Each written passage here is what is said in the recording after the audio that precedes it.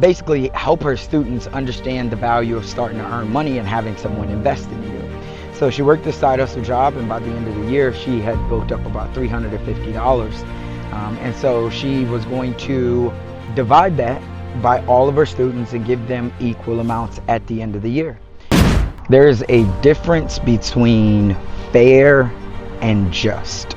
Now, I wanted to share this with you all because a mentor of mine, he was talking to me, and I was telling him about a business deal that I was looking to get into, and I wanted it to be fair. And he had said, I love your spirit and I love how you're always trying to make everything fair. He was like, but that's part of the problem why you struggle a lot, Casanova. And he was like, if you think about life is not fair. There's a difference between fair and just, right? Sometimes, you shouldn't be thinking about fair, but you need to be thinking about what's just. And he had told me a story, and I wanted to share this story with you guys. But he had said, basically the story was, there was a elementary school teacher. She loved her students, and she had picked up, a side gig job. And the reason being is because she wanted to basically help her students understand the value of starting to earn money and having someone invest in you. So she worked this side hustle job, and by the end of the year, she had built up about $350. And so she was going to divide that by all of her students and give them equal amounts at the end of the year.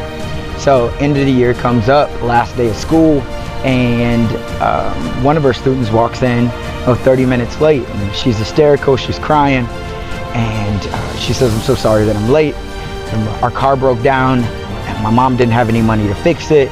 She's still there right now, trying to see what she can do, but I knew that it was the last day and I wanted to get here. I didn't want to miss out. And so I walked 2 miles to school. And the teacher was like, wow, right? Keep in mind, this is a third grader. And so at that moment, she had to make a decision. Now, originally, like I said, she was going to split it all up evenly. But at that moment, she decided to give all of the money to the girl. And so she had to break it to the students, and she said, hey, I know you all, were expecting, right, that you would get a little bit of the money that I built up. She was like, but I decided to give it to your classmate. And the reason being is because that was the just thing to do, right? So she lived with that. She was proud of her decision. Obviously, the girl and her mom were super grateful. But what's the moral of that story? What he was telling me was, sometimes in life, it's not fair, right? Everything doesn't happen in your favor. But if it's just, right? If it's the right thing to do, if it qualifies for your morals and your ethics, you got to do it. And another way, that I've heard this be said, right, is just set the price and live your life, right? This comes from a Jay-Z song, but he says, my advice, and I'm not going to use the cuss words on it, but he says, my advice is just don't be too nice to people. Just set the price. He says, my advice is just don't be too nice to people. Just set the price on people and live your life, my brother, right? Or my sister, or whoever else. And so this is something that me particularly, I've wrestled with a long time. For anybody who does know me, you know that I'm a single child, right? Last I knew, on my dad's side, I had 13 brothers and sisters, but on my mom's side, it was only me.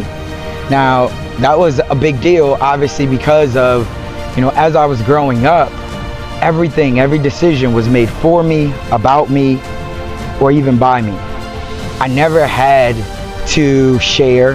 I never had to do anything that I didn't feel like doing, right? And so, as I got older, I think I didn't want to be labeled as somebody who was selfish or narcissistic or any of those words that you want to use. So I think I always tried to overcompensate, and I tried to make sure that, everybody liked me or everybody thought that I was a good guy. And I still feel that in my heart, right? That's a lot of what drives me, as I think about what will this mean to somebody else.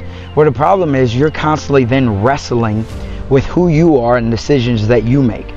And that's not an easy thing to do. But this is again why when I talk about that Jay-Z quote, it's something that I'm telling myself all the time, right? Just set the price on people and live your life, my brother.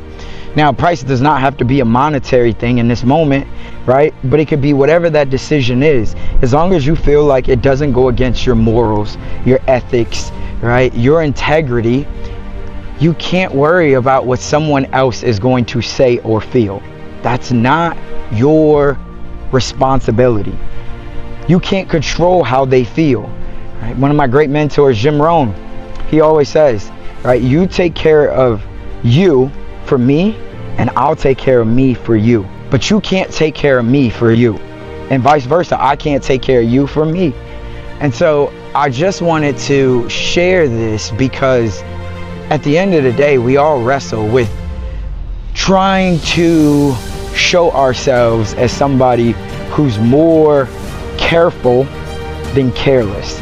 But a lot of the times that causes us an identity crisis. Now, this isn't everybody. Some people will say, oh man, I don't care about that. But I know there are a number of people who can resonate with this.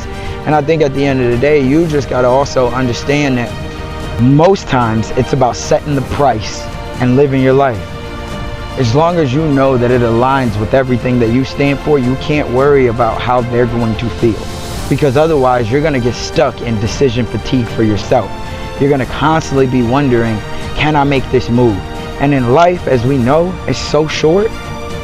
You got to make that move, and you got to make that move with pure conviction, right? So what that means is in your heart and your soul, you felt like this was the thing that was just for you. So I don't want to keep this one too long, but as you guys know, every single day I'm trying to figure out how can I become the best version of me. So what that means is I got to address certain traumas. That might mean you got to address certain traumas, right? What that means is I got to have some form of therapy that allows me to talk about it, right? Now, this could be through writing. If this is you, this could be through an email newsletter. This could be through a blog. This could be through speaking.